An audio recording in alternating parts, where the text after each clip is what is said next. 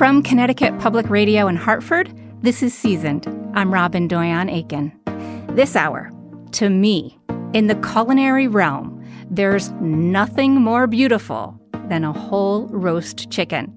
You know exactly what I mean. It's golden brown, flavored with butter just under the crisp, crackly skin, and maybe there's a seared lemon on the side to squeeze over it. And it just beckons everybody to the table. On the other hand, perhaps there's nothing more funny looking than the sight of an upright chicken. But you know what? I wouldn't say no to beer can chicken. It's delicious too. Maybe even more so if you're following the technique and recipes of grilling and barbecue expert Steven Raichlen. I talk with Steven about his brand new book, his 33rd. It's called Beer Can Chicken. He'll share tips for grilling your birds upright. Plus, we talk about how to grill veggies like corn on the cob and potatoes, and a few desserts too. Yeah, we're putting desserts on the grill. Later in the show, the Seasoned team gathers in the studio one last time to thank you for listening and to share some of our favorite moments from past episodes. But first, start those grills and smokers, everybody, and crack open a can of your favorite beer. My guest, Steven Raichlen, is the author of many books about grilling, including The Barbecue Bible and How to Grill. And he's the host of Project Smoke, Project Fire, and Planet Barbeque on PBS. He's won 5 James Beard Awards. 5! And lectured on the history of barbecue at institutions like Harvard, the Library of Congress, and the Smithsonian Institution. His latest book, Beer Can Chicken, has the most compelling subtitle: Foolproof Recipes for the Crispiest, Crackliest, Smokiest, Most Succulent Birds You've Ever Tasted. Steven, welcome to Seasoned. It's a pleasure to be here. You are famous for all the ways you cook with fire, and it seems like cooking beer can chicken is kind of self-explanatory, but there is some history and context to this method, and you are a barbecue historian, so what is the beer can method, and how did it become a way of life for American grillers? Okay, the year is 2002, the place, Memphis, Tennessee. The occasion, the Memphis in May International Barbecue Festival. And I went there as a reporter researching my book, Barbecue USA, BBQ USA. And I happened upon a barbecue team called the Bryce Boer Blazers. And they lifted the smoker lid, and inside was a row of chickens roasting on cans of Budweiser beer. And the sight of it, it blew my mind. Who but an American would ever think of roasting a chicken on an upright can of beer? So I did not invent it, but I was the person that brought it from the backwaters of barbecue to the American mainstream. And I did so first with an appearance on Good Morning America. I demonstrated how to make beer can chicken. Then I wrote about it for the New York Times. And at that point, my publisher said, we ought to do a beer can chicken cookbook, which we did. And it was the right book at the right time. It became a bestseller. And that's how I came to know beer can chicken. You probably get sick of having to explain grilling safety every year around this time, but there are a couple of beer can specific safety tips that you need to know before you crack open the can and set your bird upon it. So talk to us about that. Absolutely. First of all, you want to cook the chicken over an open can of beer, not a closed can of beer. Very important. And I recommend opening the beer and then making a couple of extra holes in the top of the can with a church key style can opener. And the second thing is when you position the chicken, so you hold the chicken by its wings, you lower it onto the beer can, and then pull the legs forward and apart. So in effect, you create a tripod. The only sort of, I wouldn't even say dangerous or risky, but you don't want the chicken to tip over and spill the hot beer. So if you make that tripod, if you pull the legs forward and apart, that will give you a secure tripod. You can also go on Amazon, and there are a number of beer can chicken roasters, including one I've designed, and that makes the process even safer, but you don't need to do that. One other important safety tip is how to get the chicken off the can. Now that's really where your biggest risk comes from. So what I recommend doing is grabbing the can with one set of tongs and then lifting the bird up off the can, either with another set of tongs or put on insulated, grill gloves or food gloves, so you can lift the bird up without tipping the can. But we are making it sound a lot more scary than it really is. I have cooked hundreds, possibly even thousands of beer can chickens and never had a life-damaging calamity. So, just a little common sense goes a long way. I'm glad to hear that. Everyone will want to know, does it matter what kind of grill you use? Is it okay to use the beer can method on a charcoal or gas grill? Beer canning works on any type of grill you have. Charcoal grill is great because it's easy to smoke on a charcoal grill, but I've done it on gas grills. And I'll give you a little tip on a gas grill. If you have a gas grill that doesn't have a dedicated smoker box, simply lift the grate, place a couple of hardwood chunks like apple or hickory directly over the burners, then put the grate back on, and you'll get a wonderful fragrant smoke rising just in a matter of minutes. You can cook beer can chicken in a pellet grill. You can cook it in a smoker. Yeah, I was going to ask you. I have a little small electric smoker, and this can totally work for that, right? It can work for it, depending on the internal temperature. You have to be at least 250 to 300 degrees in your smoker. Can your smoker do that? Yes. Good. Then you're set. What I would urge you to do is cook it at the highest temperature possible. Lower temperatures, you get a fantastic smoky flavor, but the skin won't really crisp. You need to be around 350 degrees for the skin to crisp. And we love a crispy skin. We do. That's one of the chief virtues of this method. Yeah. You have an excellent FAQ in the book, and I'd like to highlight a few of the things that are really good takeaways for a newbie beer can chicken cook. So let's talk through a few of these. So the first and maybe most F of all the FAQs is what beer should I use? Do we want to go for a cheap beer, or can we use a really nice local craft beer that we love? I'm so glad you asked. I would use a local craft beer that you love. There's a great deal of debate about whether the chicken actually picks up the beer flavor from the beer in the can. And I have found that the more beer you drink prior to making beer can chicken, the more you will swear you can taste the beer flavor. But in any case, I've got you covered, because very often, whether you're using a beer can or cola or fruit juice can, I will use some of that liquid to make the barbecue sauce that goes with the bird. So you're getting that flavor regardless. That's funny, because when I wrote the book back in the early 2000s, in general, the kinds of beers that came in cans didn't tend to be very exceptional beers. But today, you can find some terrific beers in cans. So use those. Yeah.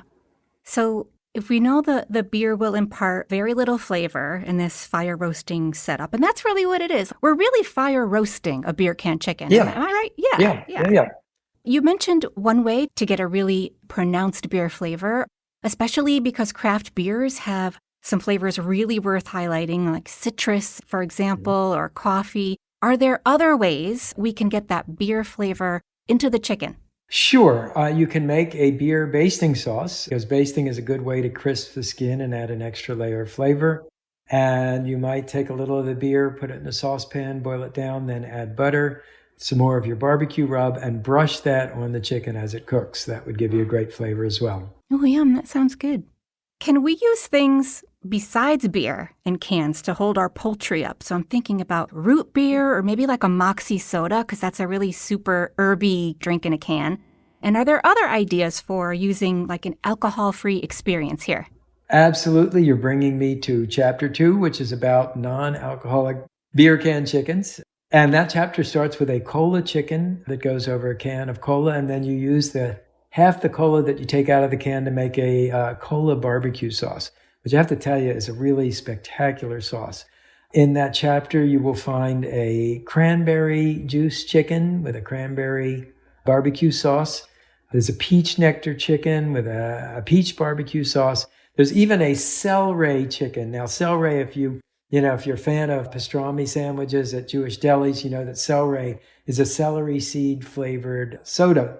Tastes better than it sounds. And for that, I propose making a New Orleans style celery relish to serve with the chicken. Yum, that's totally new to me. I would love that. Yeah, it's really good.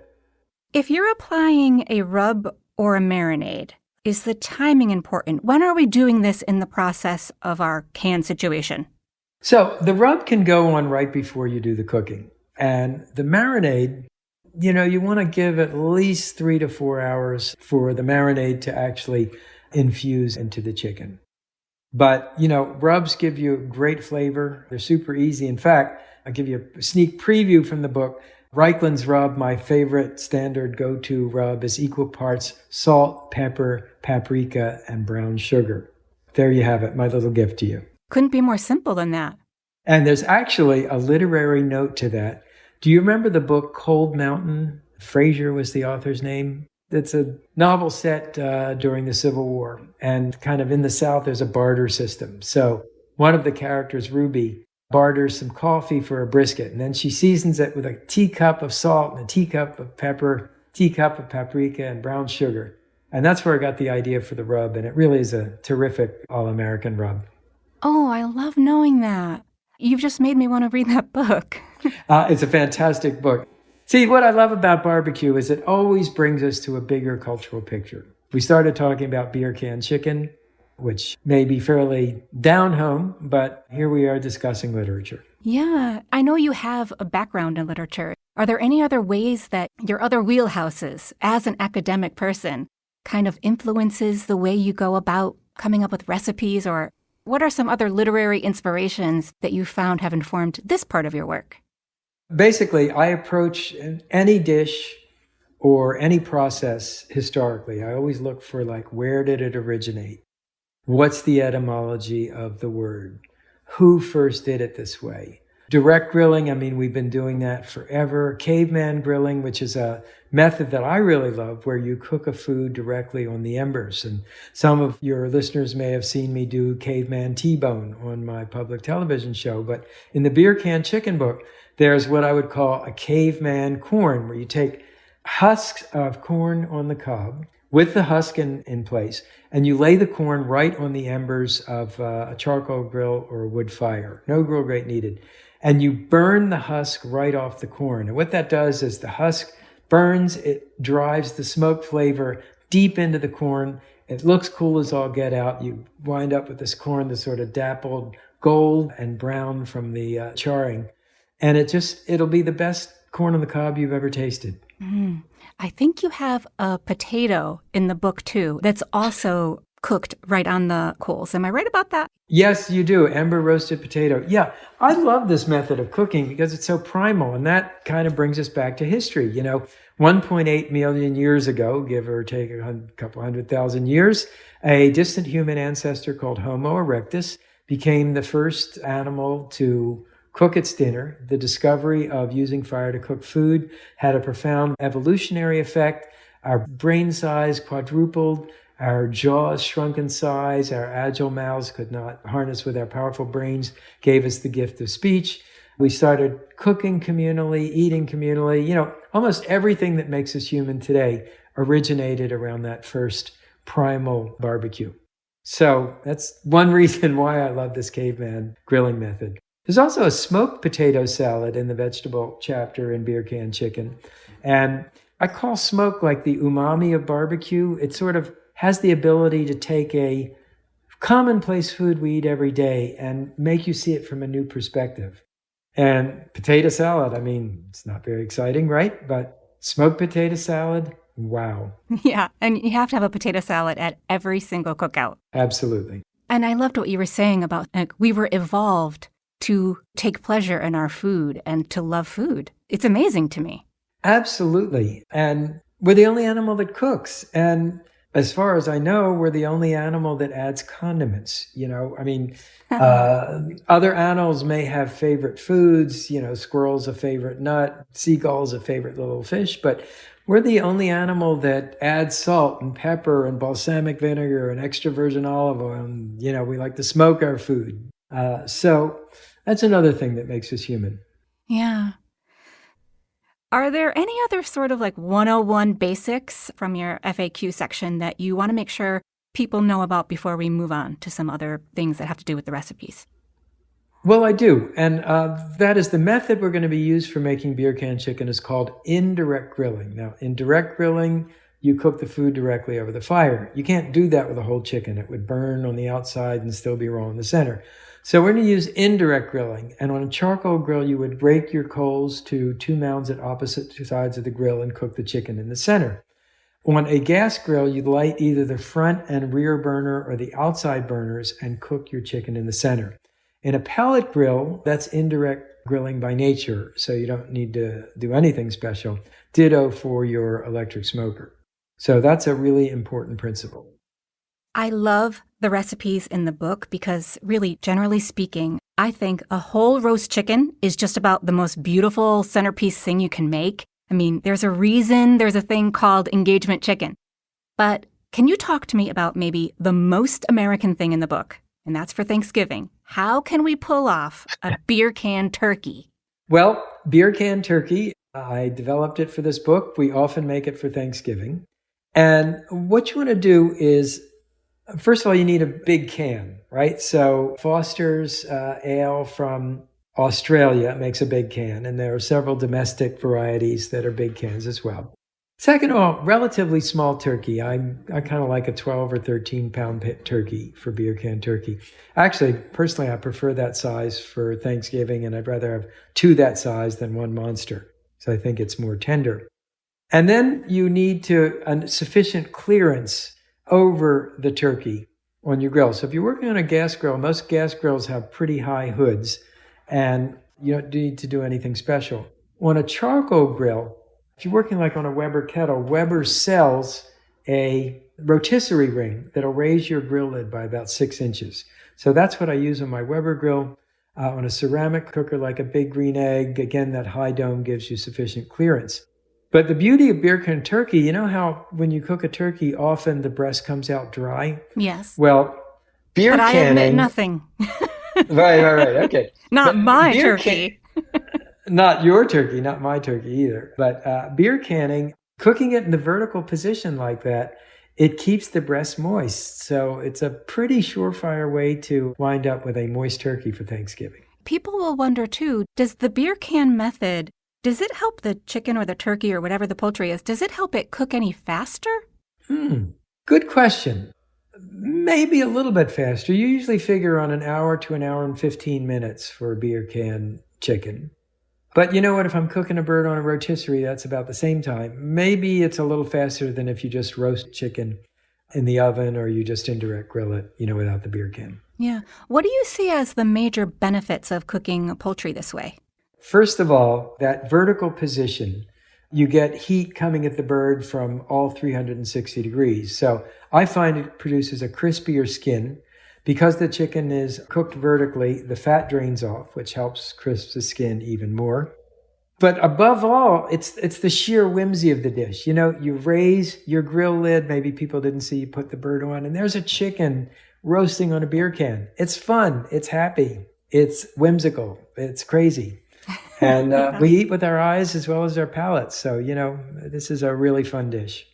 I want to mention, because the book is titled Beer Can Chicken, that there are many recipes, especially the second half of the book, that aren't beer can poultry recipes, but some really great grilled vegetables like artichokes and corn on the cob.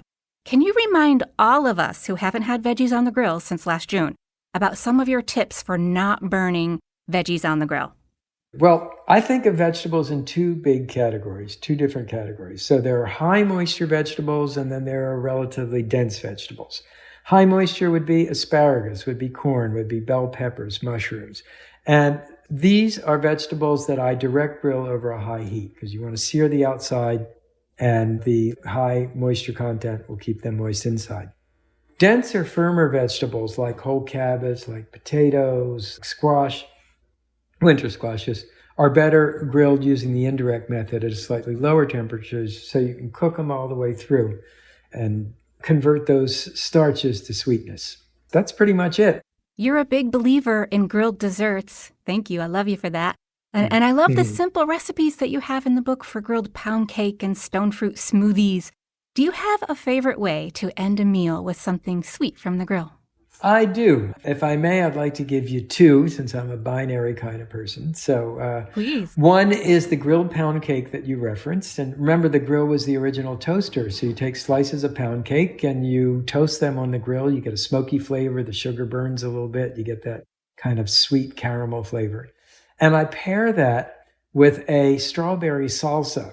Now, salsa said a little bit with a wink, but you dice tomatoes. There are jalapeno chilies for a little heat, brown sugar, lime juice, and fresh mint instead of the cilantro. So it really is a dessert salsa. And that's a lovely dish. Super easy. If it takes more than 10 minutes, it's taken too long.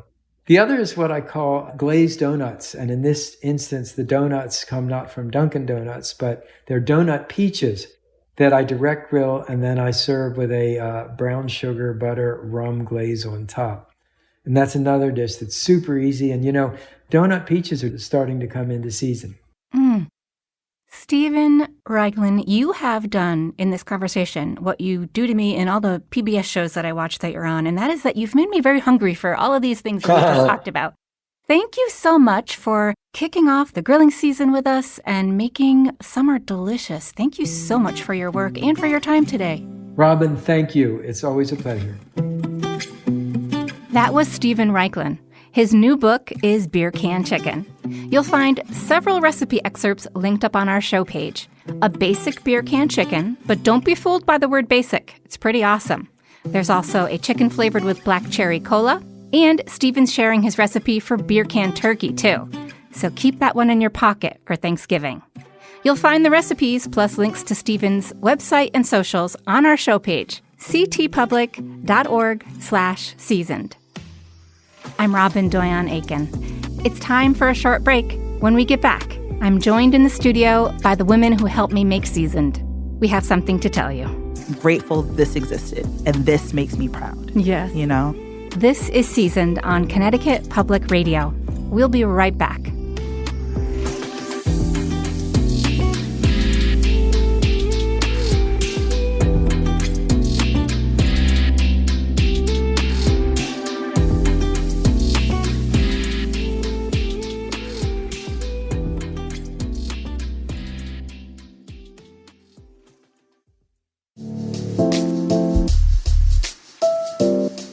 Welcome back to Seasoned, everyone. I'm Robin Doyon Aiken. If you didn't read the news in last week's Full Plate newsletter, we wanted to let you know that Seasoned is sunsetting. That is a lovely term for we won't be producing new episodes going forward. But don't worry, our show archive isn't going anywhere. Our recipe archive isn't going anywhere. And you'll still find links to past episodes, seasonal recipes, and food news on our dedicated food page, ctpublic.org/food. I'm also not going anywhere. I'm taking on a new role at CT Public as the Deputy Director of Storytelling. I get to work on all of our local talk shows. So Where We Live, The Wheelhouse, Disrupted, Audacious, and The Colin McEnroe Show. I'm so excited. Everything that's special about Seasoned, the local stories, the sound-rich audio, the rootedness in place or experience, I'll be experimenting with the ways I can bring the spirit of Seasoned to all of the work I do, helping shape the shows that I have such deep respect for. There will be plenty of opportunities to talk about food and stay connected with local and national voices in the food space, sprinkled in throughout all of the local talk shows you love on Connecticut Public. There will still be a weekly food hour. The Splendid Table will continue to air in this time slot, so you'll continue to be inspired by delicious things, and cookbook authors, and Francis Lamb, all that good stuff.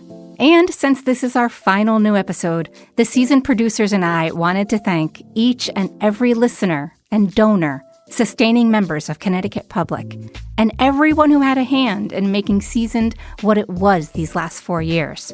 We also wanted to share a few snippets from some of our most memorable conversations. So I'm joined in the studio by producers Tegan Engel, Catrice Claudio, and Stephanie Stender. But before we share some clips, I want to thank a few folks who taught me how to make radio about food and people. So first, of course, I want to thank Katie Tolarski, who dreamed up Seasoned with me in 2019. When the Faith Middleton Food Schmooze ended, we still wanted to have a dedicated hour about food on our station. Well, we didn't know exactly what it was going to be.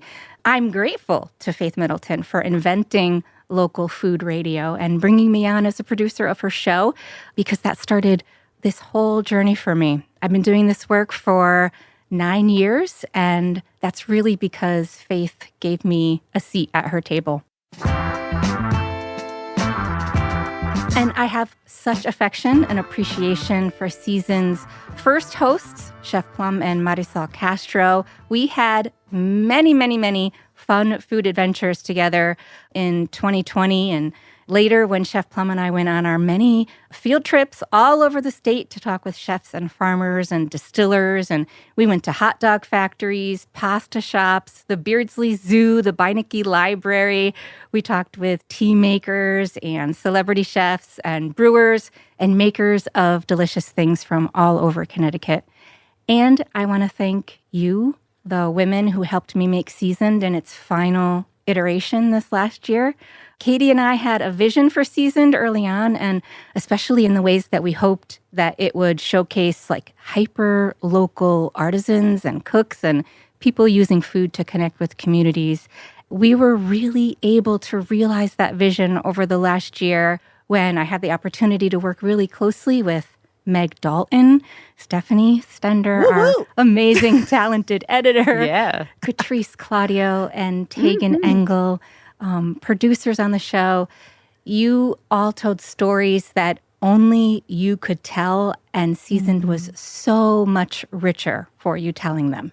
Oh, it was such a pleasure. There was nothing better than working with you ladies. So thank you for making this a possibility, making this experience everything it needed to be.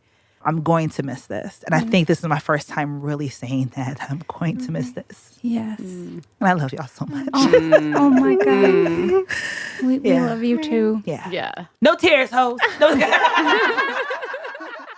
And now I would love for us to share some of our thoughts about the stories that really resonated with us and maybe remind listeners about the shows and guests that we offered up as gifts and that we were really excited about. And I know, Tegan, you have a couple of favorites. So let's start with a clip of a moment that really stuck out to you. And it's from your conversation with New York Times cooking contributor and cookbook author, Yewande Komolafe. So I came to study Nigerian food, like outside of just experiencing it as a Nigerian. I came to it from the angle of someone who had gone to school and learned the classic French way of doing things. And so I really had to take off that, I want to say, colonialist mentality that our food didn't measure up. When I was able to put that colonialist way of thinking aside, I realized how complex and how intricate and how much work goes into building flavors in our food. And I came to really appreciate it. I feel like we're so used to just saying, oh, that's our stew. But like, what is stew? Yeah. It's like, what is stew to someone who's never experienced it before?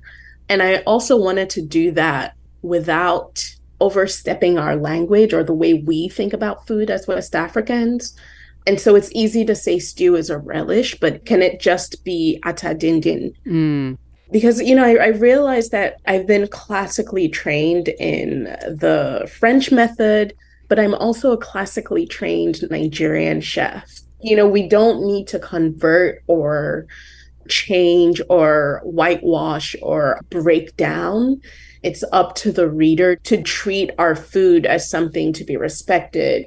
I like to think that the reader is coming to it with their full humanity, but I also expect them to see me as a full human being. And that's kind of, that was my approach. Word. So good. So good. Oh my goodness. First of all, this book was her first cookbook. I could just feel that it was like a life heart work for her. And it was such an important story because she is uplifting her own culture and doing it through like this journey of her life. And then also saying to the world, the food from the African continent needs to be respected and needs to be understood. I just thought she did it so beautifully. You know, in that interview, she just spoke from her heart. One thing I did love about that clip was that conversation around resisting this urge to translate the techniques from a French lens to a Nigerian lens. And I feel like a lot of Black chefs and cooks deal with that push and pull when they're being creative.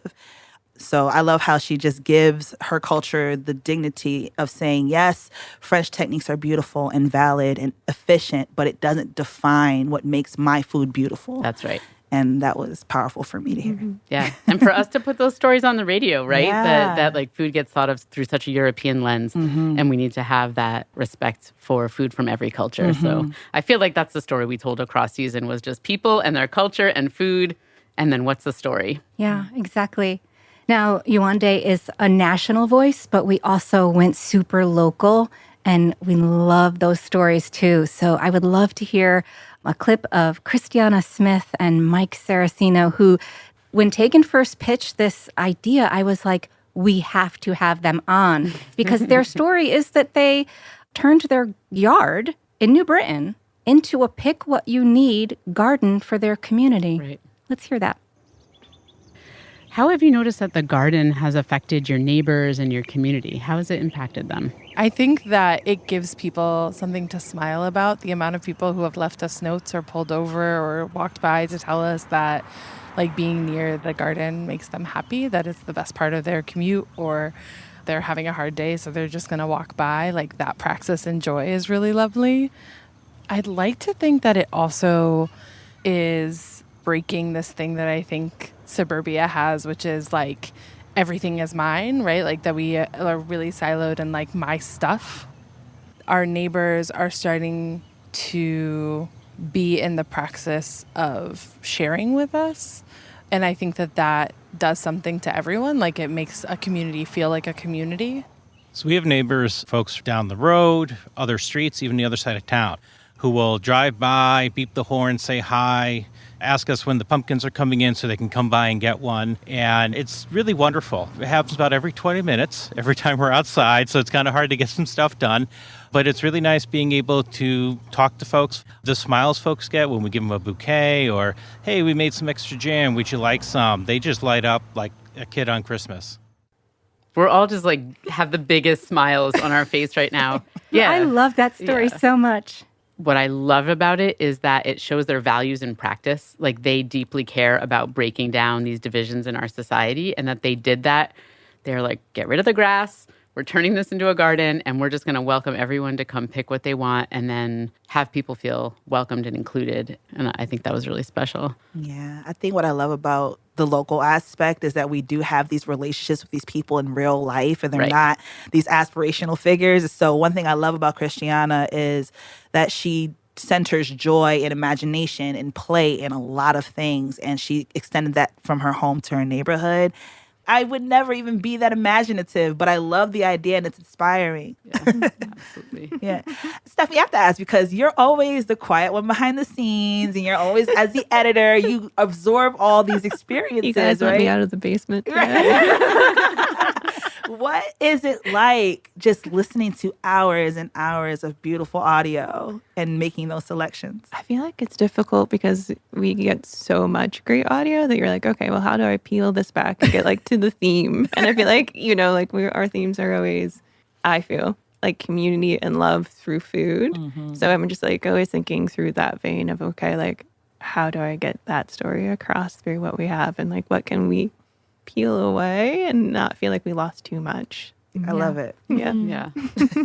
And, something I love about this story is that we went to New Britain. We went to a suburban neighborhood in New Britain, right? Yeah. And I think that we tried to really get out across the state into a lot of different areas and tell stories that were really personal. And that was really special. Yeah. Speaking of bringing our own personal stuff to a story, I would love to hear this clip about a show that meant a lot to Catrice. It was when we had the podcasters from Food We Need to Talk on. This is Yuna Jata and Dr. Eddie Phillips with Catrice.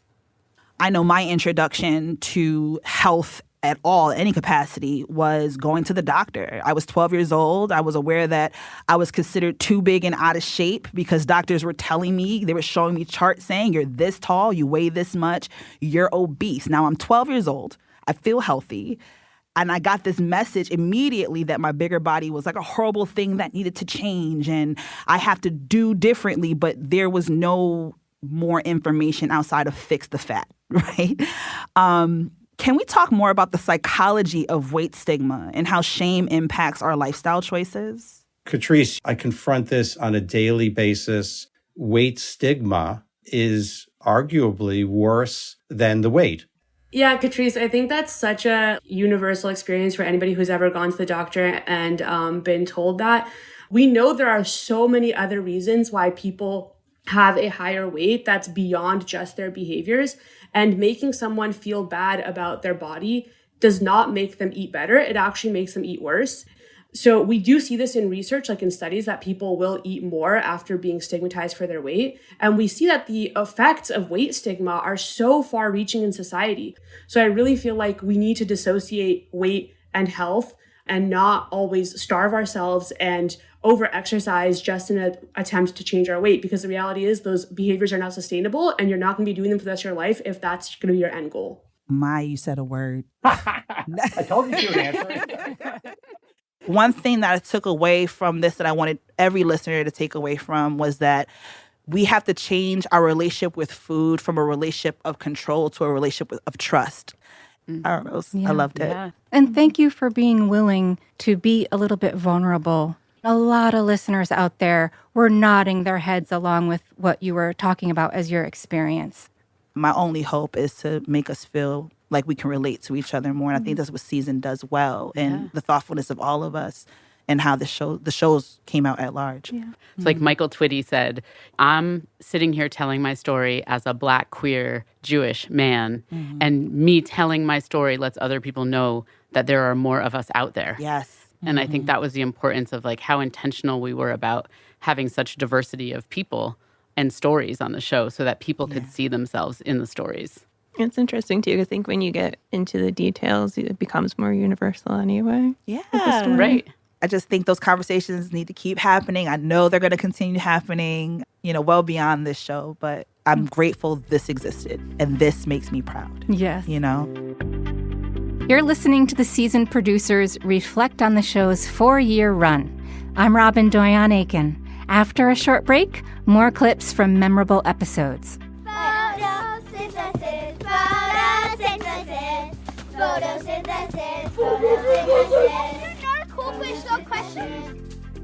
You're listening to Seasoned on Connecticut Public Radio.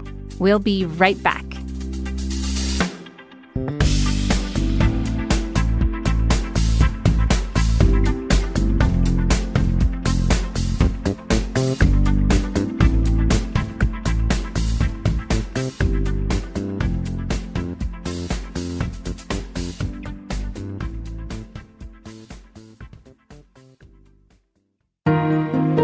Welcome back to Seasoned. I'm Robin Doyon-Aiken. This is our final new episode of Seasoned, and so we're looking back at the interviews that moved us.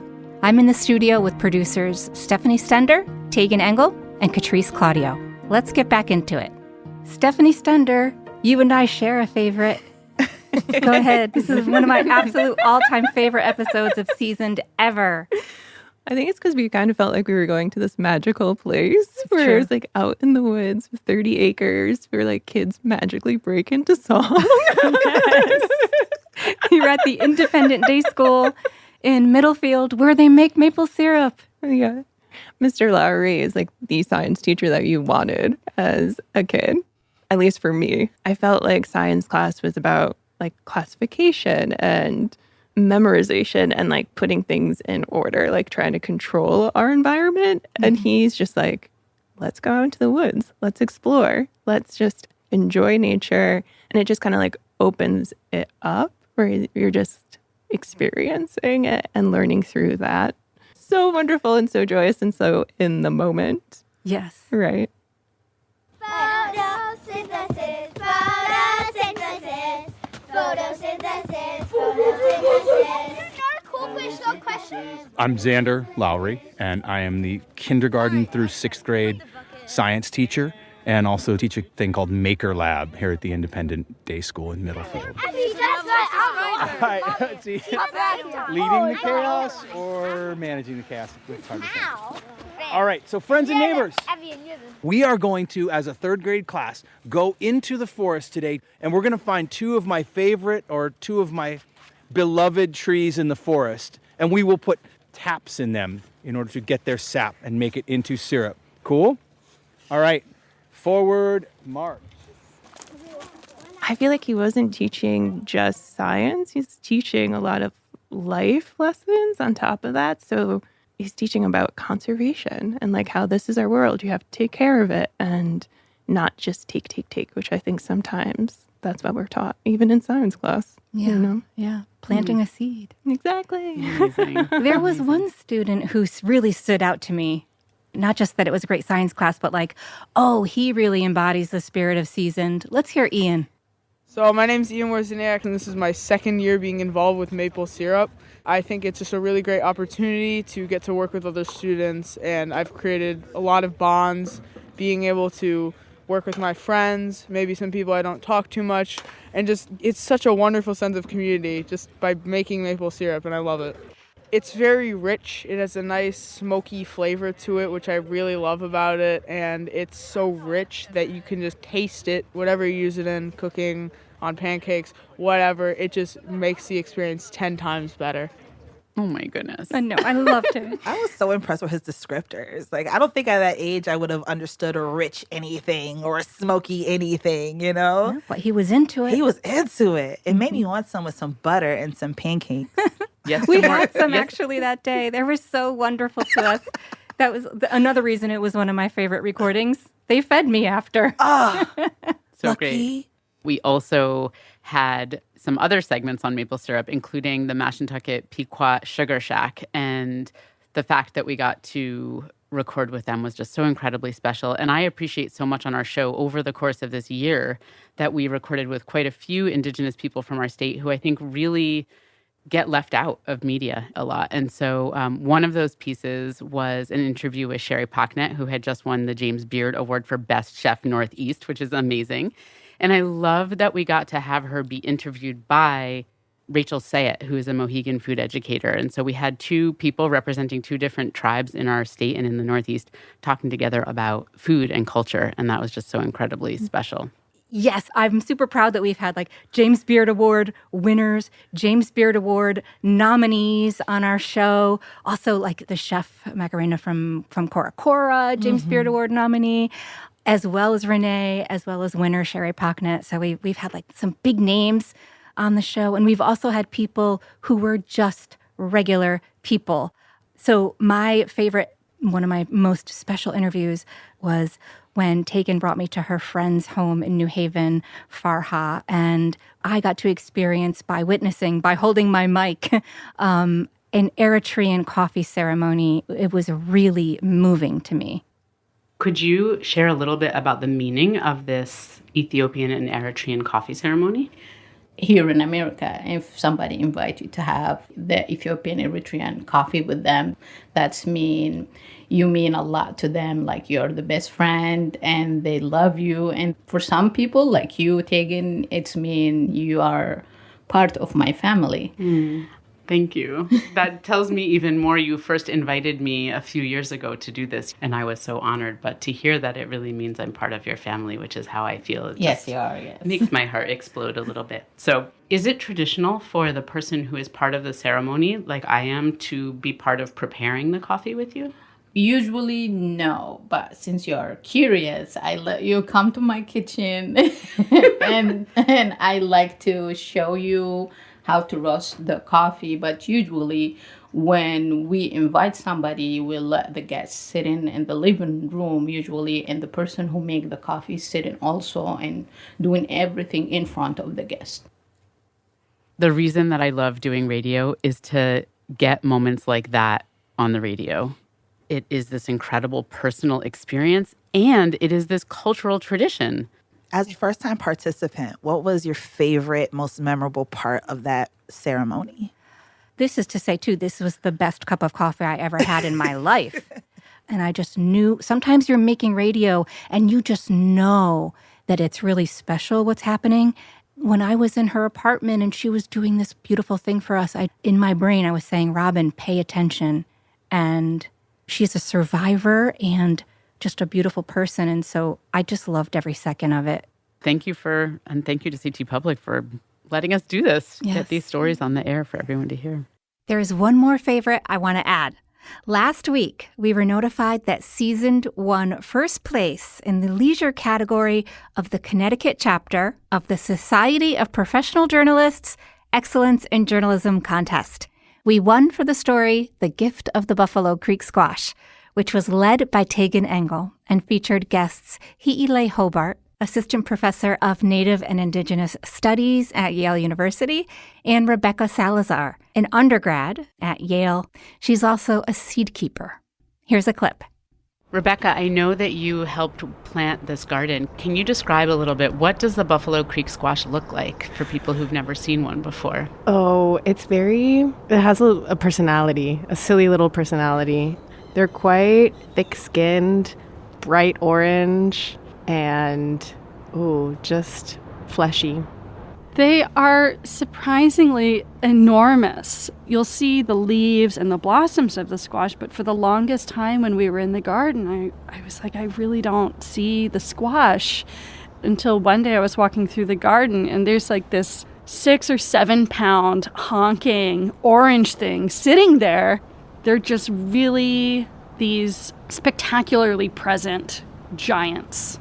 Can you talk about the importance for Indigenous peoples of connecting with your native foods and foodways? Our foodways really intersect with our origin stories, the way that we understand our relationships to place, and continuing a lot of those relations and traditions into the present moment. To me, the plants, the Buffalo Creek squash, the white-capped corn, all of the beans that we planted, rattlesnake and skunk beans, although they're not from my tribe and my people, they really represent the interconnection between tribes that has existed for thousands of years, and the respect for food that is so imprinted in our identities.